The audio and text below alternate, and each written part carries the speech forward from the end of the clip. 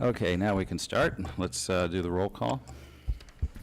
Councilman Leonard, Present. Councilman Daly, Here. Councilman Popescu, Mayor Pro Tempore Duper, Present. Mayor Rigsby. Here. Thank you. We have a quorum. Thank you. We will begin, as usual, with our invocation and pledge of allegiance led by Councilman Leonard. Please stand.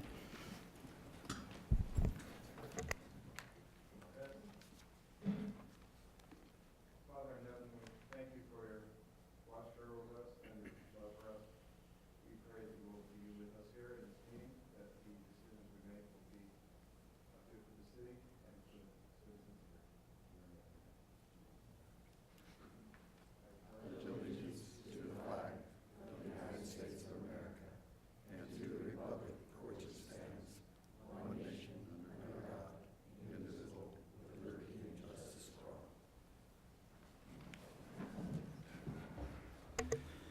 Are there any items to be added or deleted? No, sir. Thank you. Would the public like to speak on any items not on the agenda, other than those who submitted speaker requests? I will do them in the order they're presented. Jim Walling.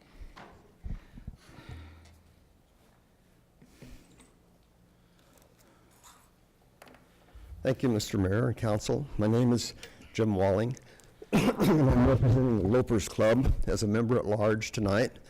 Each of you have a medal that was given away to each participant last December. And you'll notice on the back is the signature city seal. The front of it changes with artwork each year. But the Holiday Classic is 5K and a half marathon, which is put on by the Lopers Club, but it's the City of Loma Linda run. And we just wanted to publicly express our thank you and for your continued support. I think this is 41 or 42 years now. And it's your run, but we put it on. And we really thank the city and the current council for unbelievable support, and especially Jarb. I mean, if we didn't have that, we couldn't put the race on. But for the benefit of the public, it's the first Sunday in December each year. It's a half marathon and a 5K, and it's the only event that the city puts on, only athletic event that the city puts on really for the community. So you see a large number of residents of Loma Linda, plus it attracts runners and walkers from all over the Inland Empire. So it's something that really is to the benefit of the city, and it's certainly a benefit to the club. So we just want to thank you, acknowledge your support, and hope to see you many, many years to come. Thank you very much. I would just recommend before you give councilmen medals, you need to make us run the 5K next year. It's, I didn't hear you. Make us run the 5K. yeah, before we get any kind of prize like this, you need to make the councilmen out there run the 5K. Oh, we figure all five of you are going to run the 5K. Yeah. I'm not sure any of the five of us could complete 5K. My wife has hers, and I just stare at hers, so that's good enough for me. Oh, you guys are reflecting it. Thanks much. The next request is from Gabriel Uribe.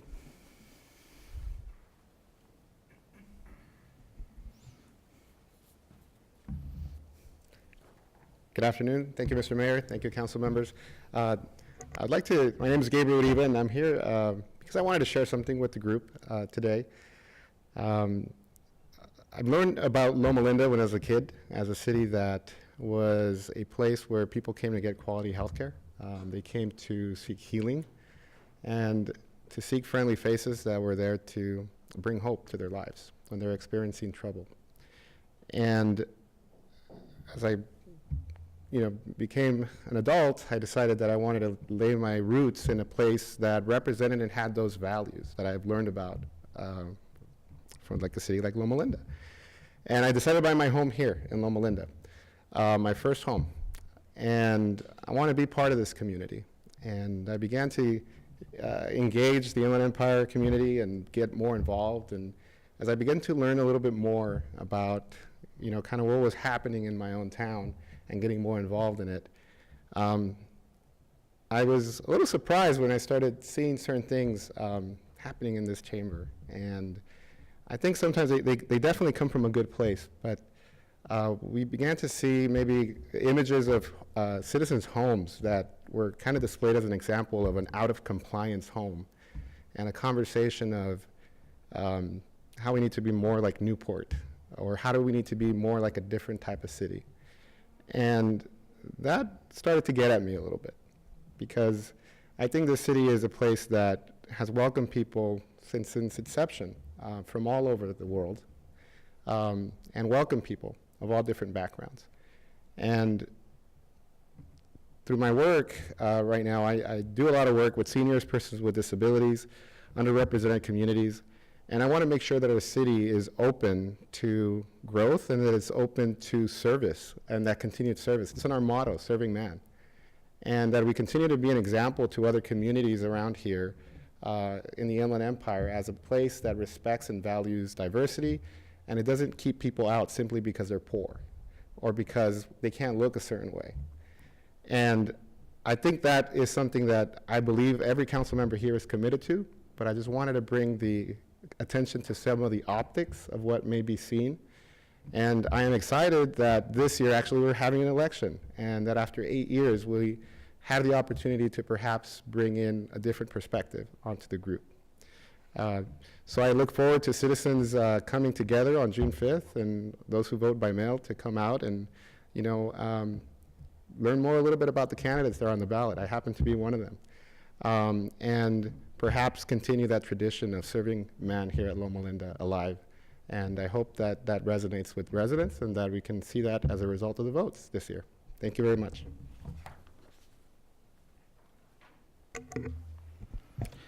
Thank you. Is there anyone else from the public who would like to speak? Okay, no takers, so we'll move on to the agenda. We have some proclamations. Some of these are becoming a tradition. We start with the Child Abuse Prevention Month. We've been doing that for several years. I don't need to read much from the proclamation because we're familiar with this organization. But Justin Napod is here to receive the proclamation. In part, the proclamation says, whereas in recognition of the right of all children to receive the care, protection, and guidance a family provides, and more than 33,000 children were referred to the San Bernardino County Department of Children's Services for suspected child abuse and neglect. And whereas the prevention of child abuse requires rigorous solutions, energy, and strength. And whereas with the blue ribbon as the international symbol of child abuse prevention, the San Bernardino County Children's Network, in partnership with the San Bernardino County Board of Supervisors, the member agencies of the San Bernardino County Children's Policy Council and the Child Abuse Prevention Committee have planned a blue ribbon media campaign. And in support of that, I, the mayor of the city of Loma Linda, on behalf of the entire city council, do hereby proclaim April 2018 as Child Abuse Prevention Month. And this is your proclamation.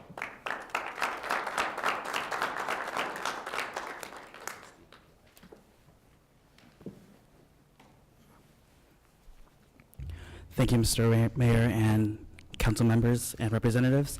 It is an honor to accept this on behalf of Children's Network, Lesford Duncan, and Department of Behavioral Health. My name is Justin Napod. I am a student in Loma Linda University School of Public Health. I'm graduating in Global Health this coming June, and I am an intern in DBH. Children's Network was formed in 1986 out of a partnership between Children and Family Services out of a grand jury recommendation which was concerned regarding services provided to children. So Children's Network runs a numerous campaigns to improve communication, planning, coordination, and cooperation, and integrating programs addressing child abuse.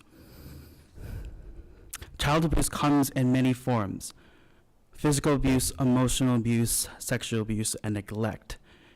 And with the statistics shared today regarding 33,000 a year, and San Bernardino gets an average of 2,600 referrals per month. It is something to understand that while it is important to understand what you see in child abuse on the outside, what the eye can see, it is more important what the eye cannot see when it comes to what happens in homes or in private places. And children often receive their abuse from people who think they are their loved ones or trusted individuals. So with this proclamation and accepting through the 24 cities, Children Next Doors is very accepting that organizations or the cities are accepting this month.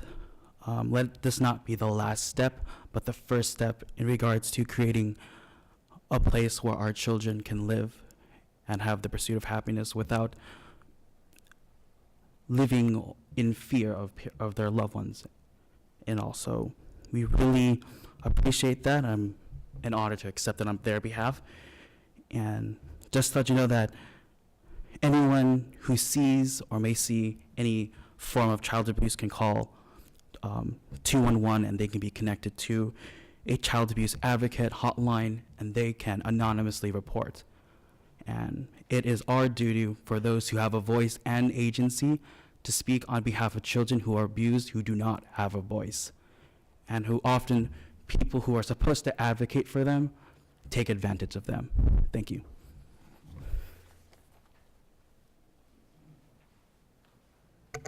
Thank you. Our next proclamation is DMV Donate Life California Month, and Ina Brown will be accepting the proclamation. Whereas organ tissue, marrow, and blood donation are life-giving acts recognized worldwide as the greatest expression of compassion to those in need, and whereas more than 114,000 individuals nationwide and 21,000 in California are on the organ transplant wait list, and whereas more than 600,000 units of blood per year are needed to meet the need in California, and 6,000 patients are in need of volunteer marrow donors, and whereas a single individual's donation of heart, lungs, liver, kidneys, pancreas, and small intestine can save up to 8 lives, whereas the spirit of giving and decision to donate are not restricted by age or medical condition. Therefore, I, the mayor of the city of Loma Linda, do proclaim the month of April 2018 to be DMV Donate Life California Month. And here's your proclamation.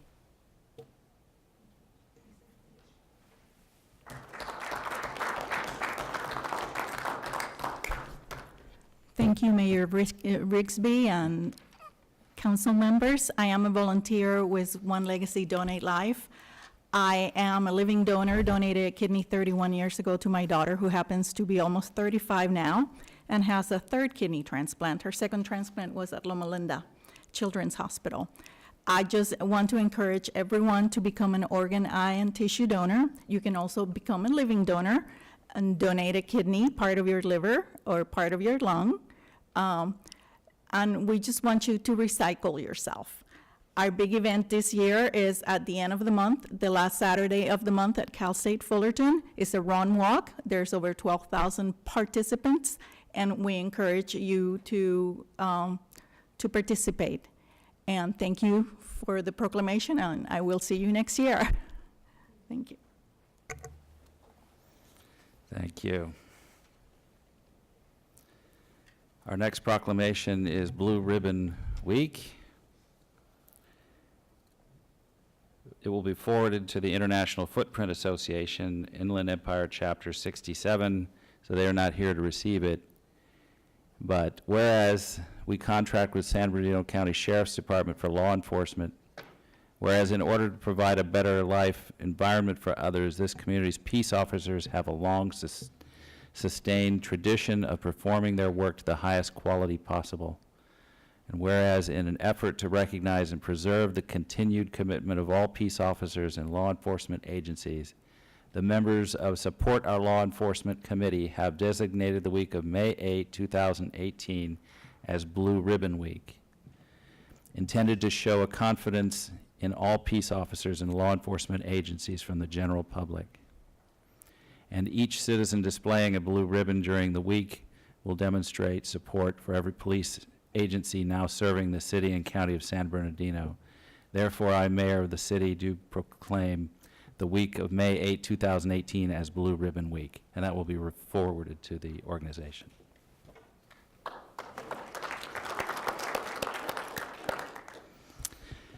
Okay, next we have on our agenda the consent calendar.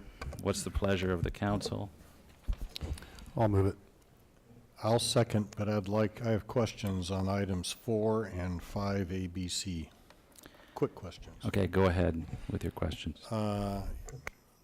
In terms of the treasurer's report, on page 2, where it is, what is, under other cash, what is an impressed account? I was trying to figure that out. I'm sure there's a logical explanation, but I couldn't come up with it. We have a small checking account, which I can issue checks if needed right there and then. So it's limited to $100 per check. Okay, so this is the balance that's in That's that the limited balance. checking Yes. account. Okay, thank you. On 5A,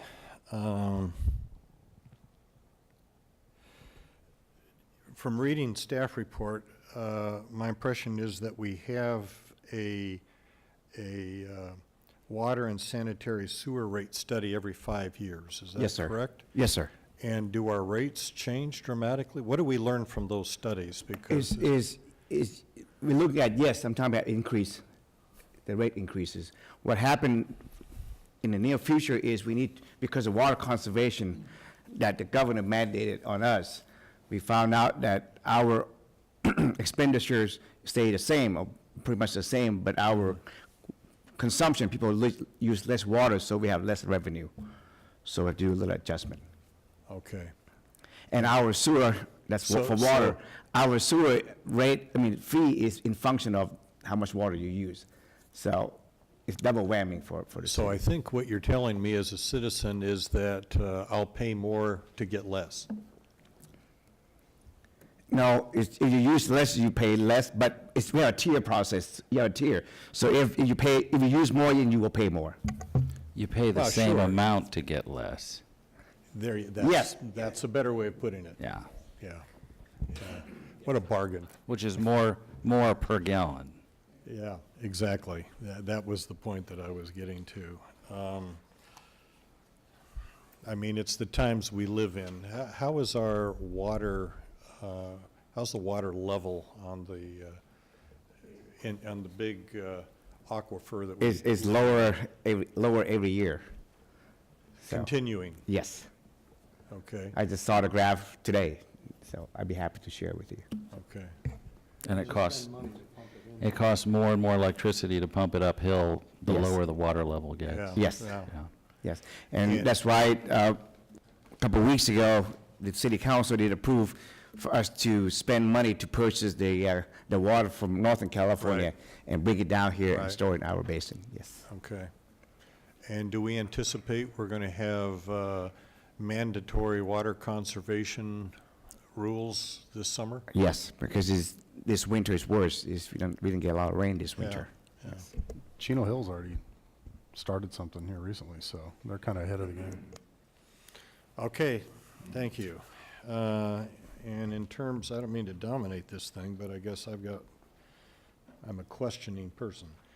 Can you tell me what, and I'm looking at item 5B, what is cultural resource monitoring? Yes. I understand California and Redlands and their project that we have planned there, but I'm not sure I understand what this is doing. Yes, because our area, this is for Redlands, California. Right. As part of installing the box culvert, we have to excavate the channel. And being we're closer to the Indian reservation, as part of CEQA process, we have to monitor when we start excavating to see if we find any artifact. Yeah, okay. So that was the whole All right. purpose of it. That explains it. And So just to follow up on that, so when we excavate, we look to see if there's any artifacts. So what exactly is this company doing? Are they present during the excavation? Yes, And, yeah. Yes. And how long is the excavation process last? hopefully 2 weeks. Wow. So they get paid $26,000? Well, to it's visit per us? time material, so what happened is, the project lasts 2 months, and even though the excavation is 2 weeks, they're only gonna be there when the excavation Okay. Okay. is on time material. And what if they decided to charge us $260,000? We don't have much choice in the, Are they a monopoly? Who? This cultural resource well, monitoring it says there company? aren't very many competitors. Oh, no, it's actually the staff that would do the monitoring come from San Manuel. Yeah, but what if Agua Caliente wanted to do it? Could they come in and Yes. compete? Yes. Actually, on some projects, we have multiple monitors, some from Saboba and Yes. some from San Manuel, and then others, they can agree that one guy will do the monitoring, they'll split up whatever they find between them. It Yeah, I was really- just, it I was really is wondering, to the are we getting taken advantage of because there's a monopoly or not? That's basically what I'm asking. Each tribe provides their monitors that they're happy with. So if we have one, we should be glad that we only have one, and the Gabrielinos and the Sabobas and the Pachangas also aren't here, because they're also in there, could request monitors as well. Okay. Well, so they don't have a reciprocity agreement, so they check for one another's artifacts? They do not, and then when they find artifacts, sometimes it gets sticky on who does what with it. Okay. So is that a part of a civics lesson? There's no state reimbursement for any of these costs, is there? So it's encumbered by the city. By the project, yes, yes. Okay. So Redlands isn't paying their fair share? Redlands isn't paying for any of this, is there? Are they? They give us no fee permit. I was just wanting to point out to anyone who lives in Redlands, your city owns half of this intersection and is paying zero. So, just to let you know, they have priorities elsewhere. Which also means that we manage our budget better than they do. That's one conclusion that could be drawn, yes. Okay, and then finally, on item 5C, security cameras, which obviously we need. The first thing that jumped out at me is the incredible range in the bids. I mean, that's a huge range, from 71,000 to 269,000. Were they? Yeah, they were the same proposals. Each bid came in with a different type of cameras and equipment and installation. So, it was, some of them came in with a pretty Cadillac version, and some came in with something that's functional. So we're taking the one that works for us. We Yeah, certainly don't want facial recognition and all the other bells and whistles that we really wouldn't use or apply here. So you can just take petty cash down to Costco. And then, can you tell me what an IP camera is and what an IR illuminator is, just for my own curiosity? IP stands for Internet Protocol, so basically it's connected through the internet back to wherever we store the video. And IR is infrared, so it's an infrared illuminator, so okay. it can see in the dark. And so if I understand this correctly, we already had completed Phase 1 at roughly Correct. 66,000, and now this is Phase 2. What I'm not understanding is, if I combine the cost of Phase 1 and Phase 2, it doesn't reach the total bid. So is there a Phase 3? we're There gonna is be a looking- Phase 3 out there yet for I believe it's the Courtyard and some of the city parks. Oh, and the city parks. Yes. Oh, that makes sense. I thought we had a security camera on Corporate Yard. Some of these cameras are, I don't want to say they're our age, but they're we have cameras that are 10 or 12 years old, or way beyond serviceable life. So as part of this, we're upgrading some of the existing ones and then installing new ones, as over time we've seen that there's areas that we need to be able to look at that we miss. And we're projecting Phase 3 will be accomplished when? Next year. We've budgeted each year so that we didn't Okay. take the hit all in one big piece. Okay. That's all the questions that I have. Okay, so there's a motion and a second. Is there any further discussion? Is there any opposition? Hearing none, the consent calendar is approved unanimously. We have new business, item 7, Council Bill O-2018-01, our first O bill for the year, adding chapters to the municipal code. This is a first reading only. We will have the public hearing next meeting. As you recall, last meeting or the meeting before, we had a gentleman from Quaid Harley-Davidson expressing the challenges that they're having with special events, and that runs across the spectrum from the lopers to other activities. So what this does is it essentially exempts vendors associated with a special event by specific criteria, as in small one-time activities or not recurring activities in the city.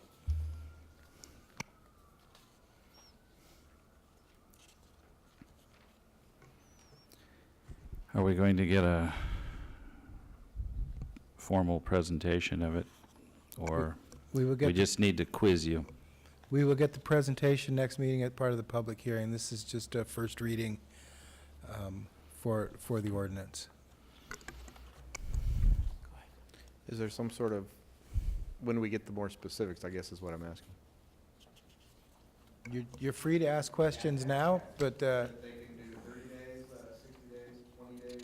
I mean, how do we know what the limits are? essentially, it's limited to a special event. So the city issues special event permits. Typically, they're a 1 day or a short series of days for that activity. And then the vendors will then be tied to that event. So they can't set up for 30, 60, or 90 days. It'll be for a day or two, possibly 3 over a weekend. I don't recall when it's gone 3 days. But would there be any upper limit? They could do 30 of them throughout the year? Or when they do more than 30, they have to get a license, or how would that work? There is no upper limit, but they would have to only be involved with the special events. They're not allowed to set up shop. So theoretically, if there's a weekly, I'm taking it to the extreme, some weekly event, farmer's market or something, somebody could come in under that umbrella and as a small vendor sell crafts or whatever and not have to get the special event. But that would probably be the extreme of that. What we'd see is something like Quaid, where they have 4, 5, 6 events a year.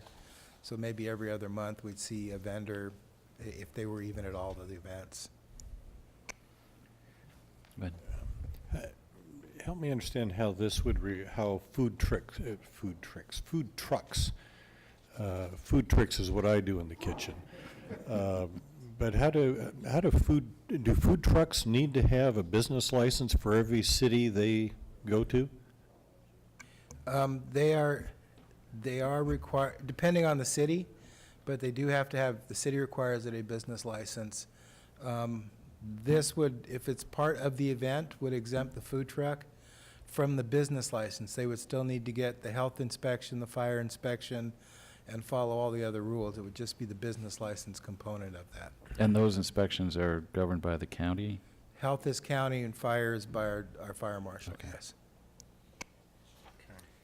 Could you give us some examples of special events? It ranges from graduation, which is coming up at the Okay. university, Okay, so that's one. homecoming, the Lopers events, Okay, 5K, the parade, okay. down to, businesses like Quaid that has every other month or so some type of a weekend event, church events. It basically, by definition of a special event, it's something that's outside the normal operation Okay. of whatever happens at that place. The- So if you have 50 people in the parking lot at Quaid, that's a special event. If you have 300 people at Drayson Center, that may not be a special event because they're configured to handle Okay. that. So it really is relative to the site and the activity that's going on. So does that include conferences, if there's a conference in town, or not really? Once again, it depends on, if it's on campus and a conference that's held in an auditorium that seats that many and has parking, that's part of business. If it's a conference in your backyard, then we would have to have some way to manage parking and all the other activities that the place is not designed to handle. So it truly is a special event. And the folks who pull the permit for the special event, how do you determine the cost or the price that they pay for that permit?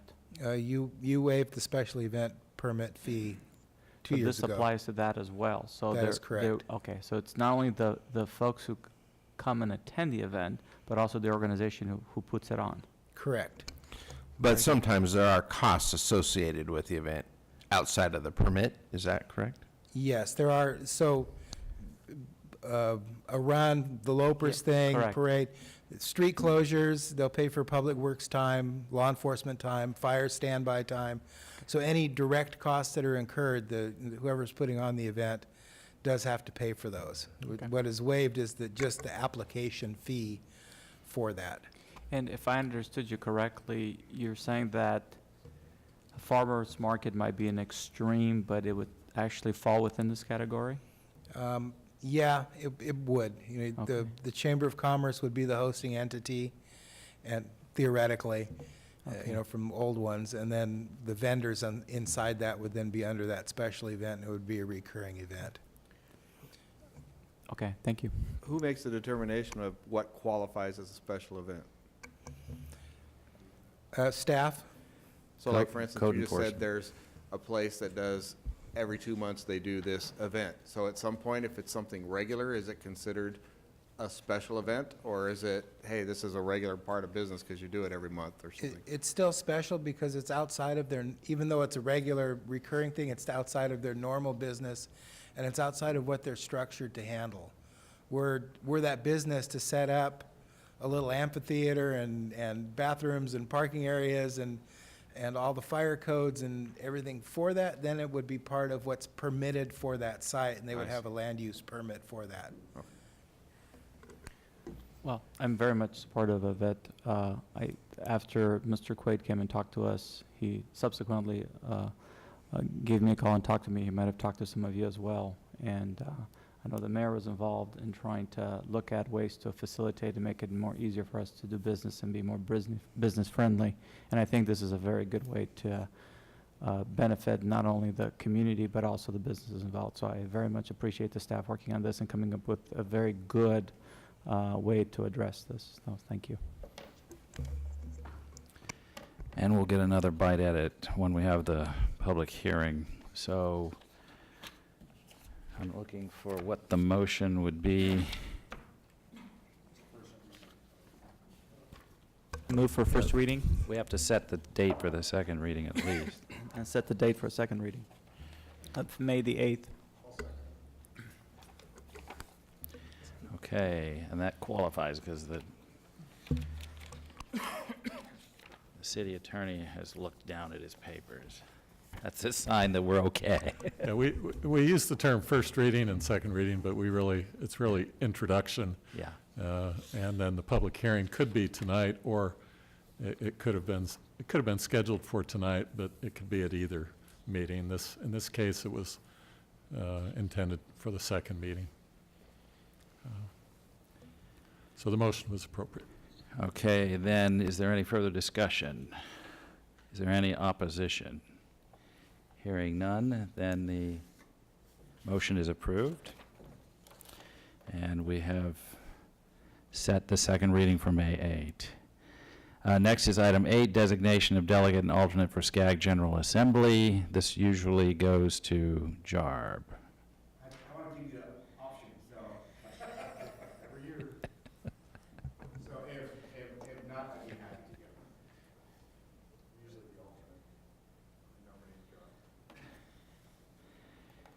And alternate means you both go, or the alternate goes if JARB gets sick? Okay. So, okay. Sounds good. I think that's by acclamation. I don't think we need a vote. Are there any reports of councilmen? Any reports of officer? I'll just say one thing real quick. We talked about Blue Ribbon Week, but actually this week is National Public Safety Telecommunications Operators Week. So this is when we celebrate 911 dispatchers and radio dispatchers. And so there's a host of events and a lot of things going on this week. But if you get a chance, take a moment, thank if you can't thank them directly, just thank God for them, the folks that answer the 911 system when you call, so. You're not suggesting we call 911? No, don't call them and thank them. That's probably not good, yeah.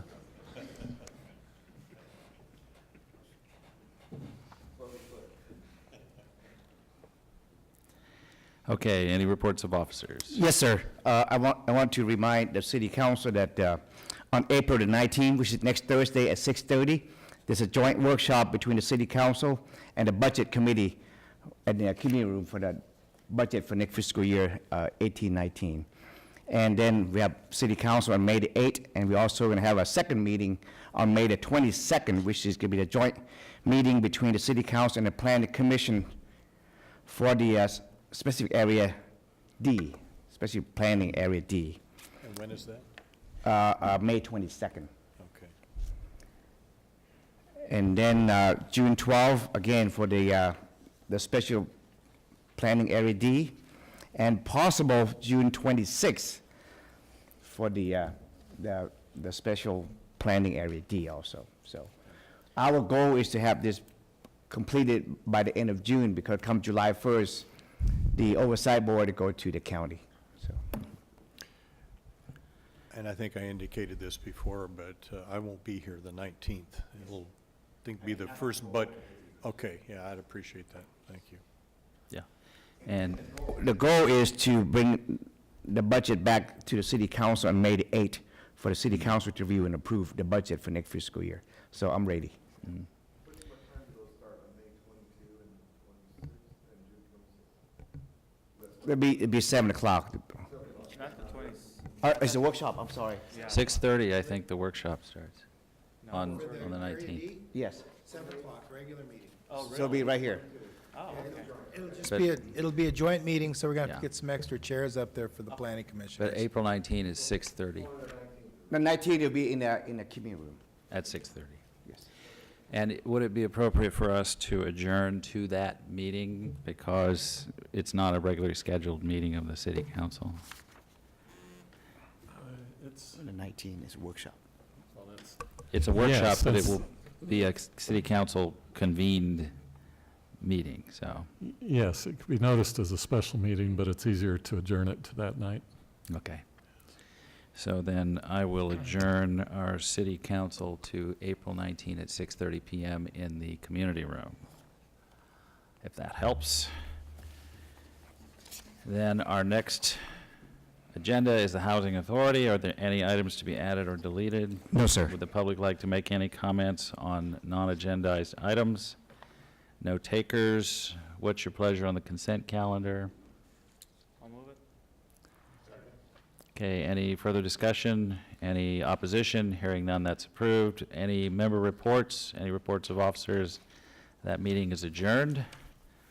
Our next meeting is the successor agency, and see if I can find my agenda. It's in a pile somewhere. Oh, here we go. Here we go. Any items to be added or deleted? No, sir. Any comments from the public on non-agendized items? No takers, so the consent calendar? Okay, any further discussion? Any opposition? Hearing none, that's adjourned. And that finishes the agendas for this evening. Thank you for coming.